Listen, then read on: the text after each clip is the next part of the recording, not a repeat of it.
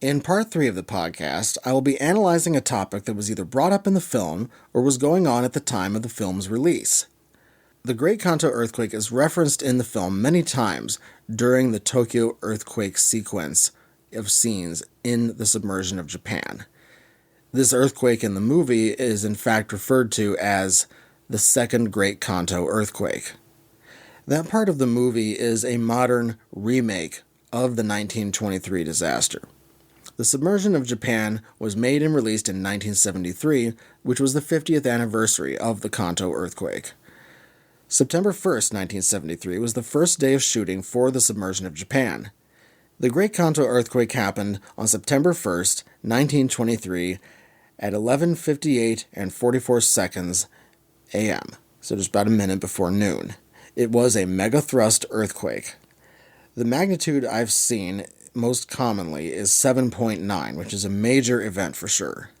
It's called the Kanto earthquake because of the epicenter being very close to the Kanto Plain, which is the plain south and east of the mountains in the Tokyo area and includes the area around Tokyo Bay. I'll get some figures out of the way and then move on to this relation that it has to the Submersion of Japan. The population of Tokyo in 1923 was 2.5 million. There were 40 hours of fires, which caused the destruction of 63% of the homes in the city. Yokohama was 72% destroyed. The quake and fires killed 140,000 people, injured 100,000, made 3.25 million homeless, and there were 40,000 missing. 570,000 homes were destroyed. It killed 4% of the population of Japan, which that is absolutely massive. It caused mudslides, avalanches, a tsunami of 30 to 35 feet, floods, and at least 5 fire tornadoes and 130 major fires. There was a typhoon traveling past the region which created winds that were unpredictable and which made the fires worse. Because it was almost noon, there was a lot of cooking going on for lunch, so that there were many fires when the buildings collapsed. The fires broke out almost immediately as a result. Over 35,000 people were guided... This is really bad.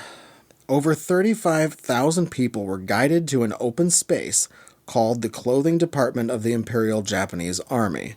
This was thought to be a safe location, but a fire tornado ripped through and killed almost everyone. It was the place the most people died. Only 2,000 survived. The chief of police, who told the people to go to this location, committed seppuku after all the people were killed. In the area of Yoshiwara, which was known for the brothels, it had a high number of deaths because some of the women were locked in where they worked because otherwise they would escape and not come back. There were 57 aftershocks. 3 of the aftershocks were pretty big. Communication broke down almost immediately. A lot of the walkways were actually melting because it was so hot during the fires. Firestorms this big, like in the movie, radiate heat so far away from the actual fire. The fires and fire tornadoes also burned all of the oxygen out of the air, and the heat was so intense that you could be really far away and still be very seriously burned. Some people who jumped into water to avoid the flames drowned or were suffocated because there wasn't enough air. There were so many people that were seeking refuge that there were piles of people filling the waterways. The village of Nebukawa was completely destroyed in a mudslide, train station and all.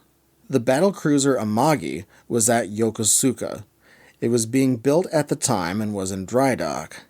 The earthquake damaged the hull of the vessel so seriously that it had to be sold for scrap. The earthquake broke water mains all over and it made fighting the fires impossible. Sanitation went downhill after the earthquake because of how destroyed the place was. There are around 1,500 earthquakes in Japan every year. What happened in the Kanto earthquake is comparable to what happened in San Francisco in 1906. It was also a 7.9 earthquake. It destroyed many buildings, and a conflagration ensued that burned down a very, very large part of the city. The differences are that there was only a 10-centimeter tall tsunami in San Francisco, and that there weren't any fire tornadoes reported, and that there weren't large-scale attacks on scapegoats blamed for things that they didn't do. Also, the San Francisco earthquake was not a mega-thrust earthquake because there was no subduction zone involved. This was the San Andreas fault. It was a slip-strike earthquake. There is a high probability in the future that the East Bay will be struck by a major earthquake. Yokohama had many foreigners living and working there. There were also plenty of diplomats. Yokohama had its own Chinatown as well. Because of the way that Japan was back then especially, is that all of these sort of foreigners and diplomats and people who were different were kind of put into one place, and Yokohama was that place. Meanwhile, Tokyo was very homogenous and also very, very conservative. Yokohama was where a lot of the trade with outside countries occurred, and the silk trade was a big business. In 1960, September 1st was made a holiday called Disaster Prevention Day. It is partially to commemorate this day in 1923 because this was such a significant historical event. Schools in Japan hold a moment of silence at 11:58 in memory of this occasion. This was one of the most significant and nation-changing events that ever occurred in Japan. It is an inflection point where Japan became more nationalistic, and the events that would happen in the empire's future were seemingly made sure more than ever from this point. The groundwork for the Empire of Japan's behavior toward the United States had already been laid. The empire was already fortifying islands in Oceania to act as a barrier against outside attack. I addressed that issue in the episode before this, episode 53, on colonialism in Oceania. Those islands had been in Germany's possession until World War I was over. The empire had colonized Korea in 1910. There was plenty of nationalistic sentiment in Tokyo, still quite a conservative city, as I said, and it's still considered that today. Back then, the foreigners and the diversity were all concentrated in Yokohama. Japanese apprehensiveness towards outsiders was very strong in Tokyo. For that matter, the rest of Japan was like this as well. Suspicion of foreigners and non-Japanese was high, and Korea already had an independence movement, and the Tokyo and Yokohama area had many spies trying to find out if anyone's plotting anything. This is about the overall political climate. When disasters happen, events can happen that are related to the overall political climate. Anti-foreign sentiment was probably very high, and when disasters happen, some people want to take advantage of the situation. They wanted to do this in order to further their own political power. After the earthquake was over, there were nearly 2 days of fires and disorder. Nationalists spread rumors about Koreans, saying that they were committing arson, that they were trying to overthrow the government, engaging in rebellion, engaging in sabotage, rioting, and looting, and poisoning wells. Well water was cloudy because of the earthquake, but rumors were spread about Koreans poisoning wells. Some newspapers printed these rumors, and some of the police and military police were involved in this action too. Groups of vigilantes went around lynching Koreans and sometimes Chinese and even non-Yamato Japanese. At least 6,000, possibly many more Koreans were killed, and this wasn't just in areas affected by the fires. The authorities at large wanted to round up and protect Koreans, but the reality on the ground was that there were quite a few authority figures that were engaged in the killing of Koreans. This is one of those times in history that it got really ugly, with xenophobia and panic going in tandem with each other. Almost 25,000 Koreans were taken into protective custody all around the country. With all of this societal collapse, quite a few Koreans were rounded up and killed. It was just total chaos and a total breakdown of order. After the earthquake was over, martial law was put into effect. The military police and the Imperial Japanese Army took advantage of the situation and liquidated people considered to be political enemies of the empire. Anarchists, communists, and socialists, as well as Chinese community leadership and Koreans who were considered leaders of the Koreans, were executed. The way they did this was they'd accuse that person of trying to take advantage of the circumstances during the disaster, but that is exactly what these people were doing themselves. Emperor Taisho and the Empress were not in Tokyo during this earthquake. They were out of town. The mob violence lasted 3 days, and it wasn't until panic died down and the government conveyed a strong enough message saying lay off the Koreans that this stopped happening. The disaster certainly didn't make the Japanese national spirit look very good. The earthquake and fires all helped to determine where Japan would go historically in the future.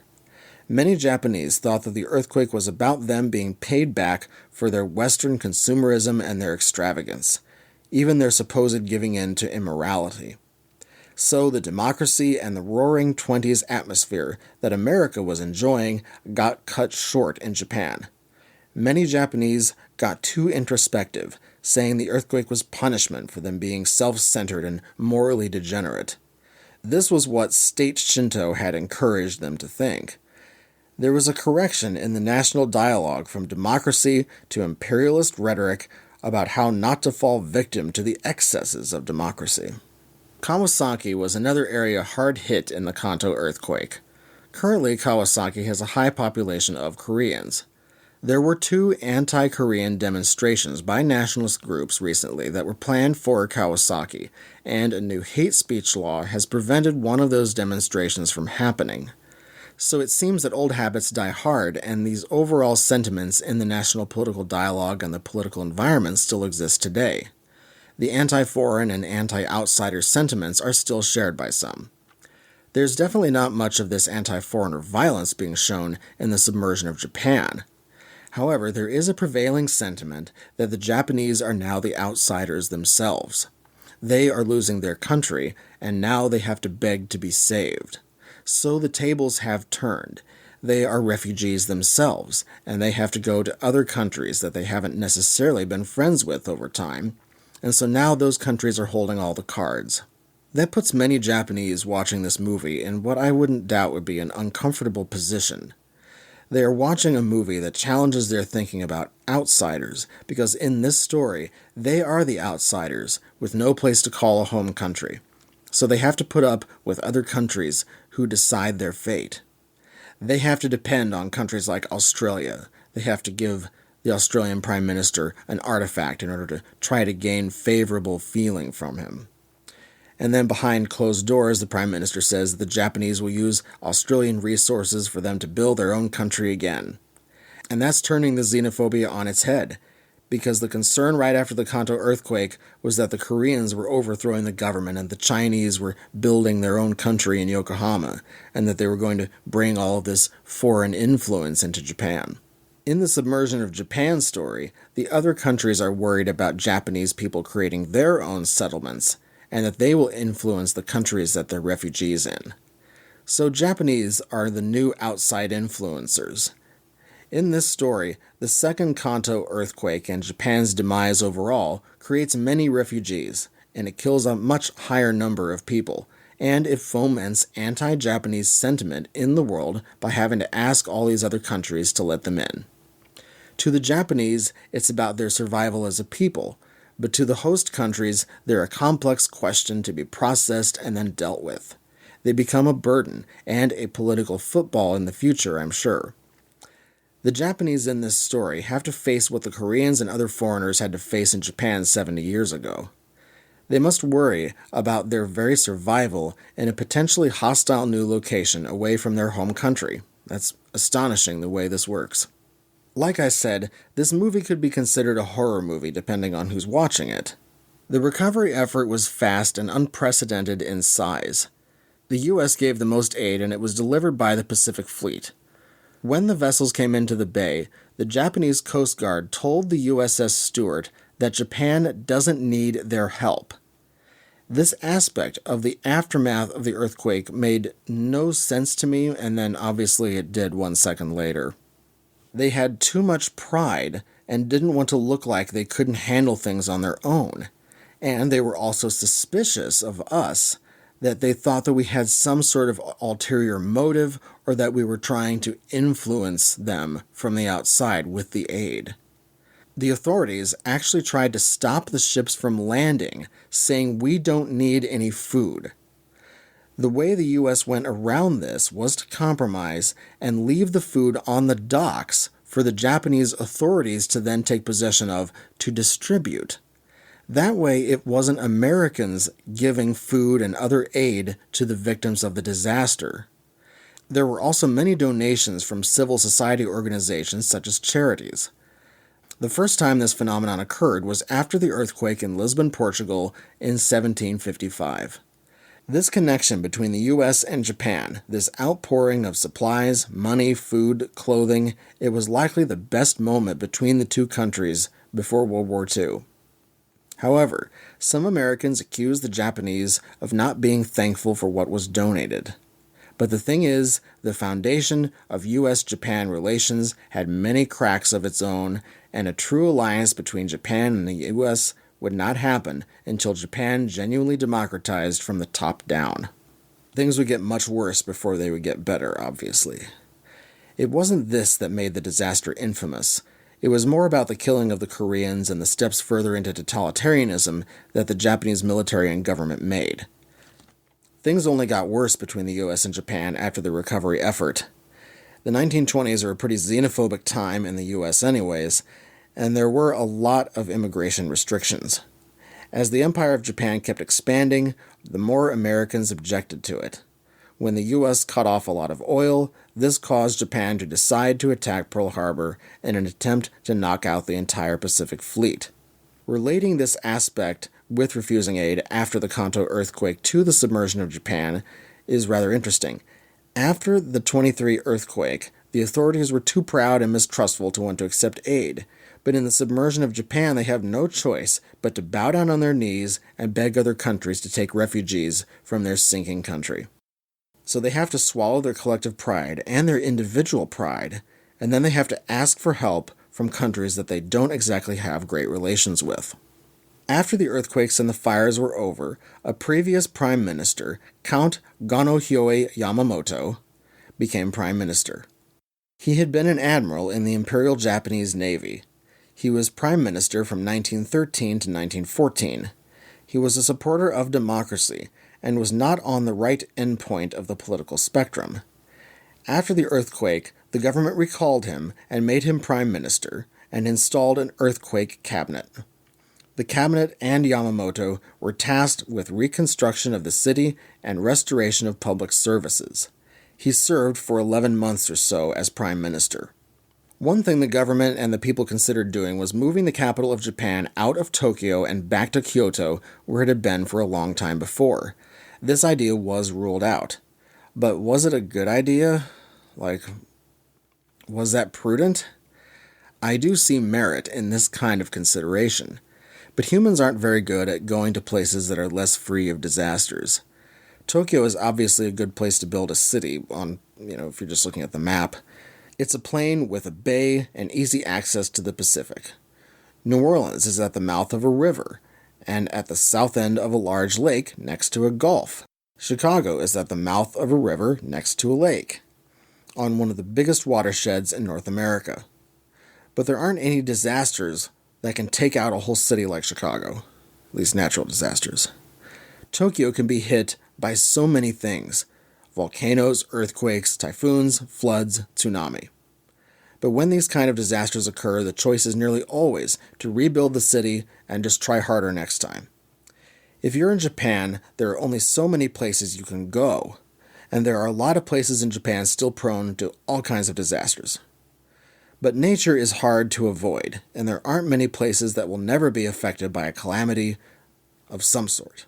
There's also the fact that some would look at moving the capital back to Kyoto as some kind of surrendering to nature. Abandoning a whole city is even more of a kind of surrender. Yamamoto's time in office was cut short by the event referred to as the Toranomon Incident. The incident reminds me of when U.S. President William McKinley was assassinated by a man who had just heard a speech by an anarchist.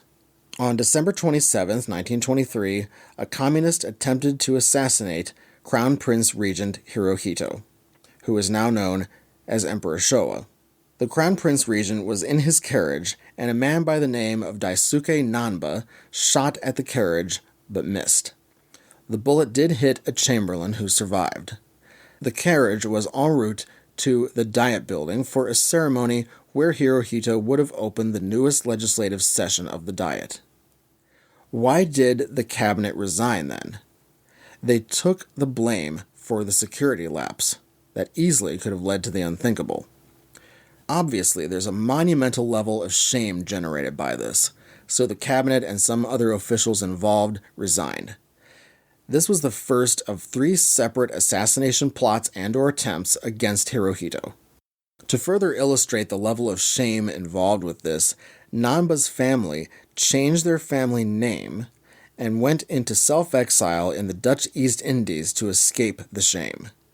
The government passed a public security preservation law in 1925 because of the state wanting to not tolerate dissent from communists or a whole lot of other people. These kinds of laws would be in effect until the end of the war, when Japan was reintroduced to democracy by the United States. This redemocratization was followed by a Cold War configuration towards conservatism. What's interesting is that the Prime Minister's name in the Submersion of Japan is Yamamoto. This couldn't be a coincidence. The name is likely an homage to him. Perhaps it's an homage to his values and for his work regarding the reconstruction of Tokyo. The task was to rebuild Tokyo so that this doesn't happen again in the next earthquake. The next earthquake in Tokyo is referred to as X-Day in Japan. This is a 7.0 or higher earthquake that is expected in Japan in the near future. There is supposedly a 70% chance that a 7.0 earthquake or higher will hit Tokyo before 2050. The Tokyo Metropolitan Government put out a 338-page manual regarding this event and what to do. So Tokyo gets a 338-page booklet, and Los Angeles residents gets an app that warns you when the earthquake is about to hit that might work or might not work. Good luck. If and when the next Tokyo earthquake happens, the emergency services will be overwhelmed. People might have to do a lot of walking to get places, and it will be a long recovery. Tokyo is, however, as ready as it will get for this event. More than 300,000 buildings could be destroyed in such an event. There are still parts of Tokyo where there are houses built from wood and other fire-catching materials. These neighborhoods could be hard hit if fires start there. Water, electricity, and transportation could be knocked out, leaving millions either stuck in the city or evacuating from the city. The Kobe earthquake in 1995 destroyed 400,000 buildings, so a bad earthquake in the Tokyo area could definitely do at least that much damage. The greater Tokyo area consists of a population of 38 million people, and it is the most populous city in the world. The Kanto Plain is vulnerable to devastation by earthquakes because the flat land makes it easy for the energy from the quake to roll right through it. There's very little to stop it. So, it wasn't just in 1945 that Tokyo got turned into hell on earth. It was turned into hell on earth in 1923 as well. This has been a rather tough subject to research from an emotional direction because it was such a horrific event, and because it changed Japan for the worse long term. Getting to some economic figures of note, GDP growth in 1973 was 8.0%, which was very high. I'd like to thank John LeMay for being on this episode. He was so much help telling us about this movie and all the cool background about it. Thanks again, John, for coming on the show. This episode is dedicated to the great actor Keiju Kobayashi, who played the character of Dr. Tadokoro. He's probably best known for his role as Prime Minister Mitamura in 1984's The Return of Godzilla. He passed away in 2010. He has at least 221 credits for various roles and a very prolific actor in Japan. I look forward to seeing him in more movies. The next episode of this podcast will be 1974's The Prophecies of Nostradamus. It'll be a special treat to cover this amazing movie. It was self-banned by Toho because it was that edgy and controversial. It technically is a rare movie, but try to see the original Japanese uncut version if you can, so that we can fully appreciate this wild and crazy tokusatsu experience. If you'd like to send some feedback, I'd love to hear from you. The email address is feedback@kaijuvision.com. You can also follow the podcast on Twitter, Facebook, and Instagram. Kaijuvision Radio is available on Google Podcasts, iTunes, Spotify, Stitcher, Blueberry, TuneIn, Podcast Addict, YouTube with Scenic videos, and on Kaijuvision.com. I'm Brian Scherschel, and this is KVR Kaijuvision Radio. See you next time.